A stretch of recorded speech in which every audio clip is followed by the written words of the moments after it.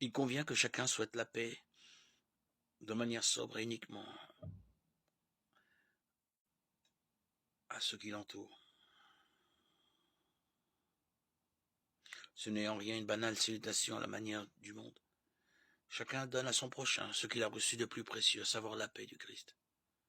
Ce ne sont pas nos gestes et nos paroles d'amitié qui construisent l'église corps du Christ, mais c'est le don que nous accueillons et partageons avec les frères et sœurs. Je suis la vigne et vous les sarments, dit Jésus. En dehors de moi, vous ne pouvez rien faire. Jean 15, 5. Ou encore, ce n'est pas vous qui m'avez choisi, c'est moi qui vous ai choisi et établi. Jean 15, 16. Autrement, nous tombons dans la tentation des habitants de Babel, bâtir nous-mêmes notre cité, élever une tour pour atteindre le ciel, cela avec les briques et le mortier que nous produisons avec nos propres moyens. Genèse 11, 1, 9.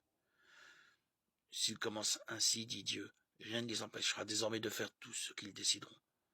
Le danger est bien là, se plier aux lois du monde plutôt que de se laisser modeler par l'Évangile. Car les tendances de la chair s'opposent à l'esprit et les tendances de l'esprit s'opposent à la chair. En effet, il y a là un affrontement qui vous empêche de faire tout ce que vous voudriez. Galates 5, 17. On retrouve ici le risque énoncé à Babel, et l'apôtre prévient. On sait bien quelle action mène la chair. Inconduite, impureté, débauche, idolâtrie, sorcellerie, haine, rivalité, jalousie, emportement, intrigue, division, sectarisme, envie, beuverie, orgie et autres choses du même genre.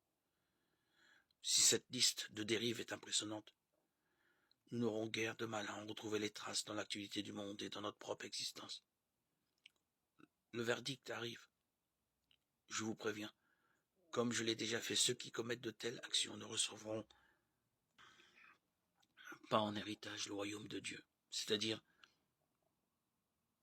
ce que nous avons désiré, demandé au jour de notre baptême.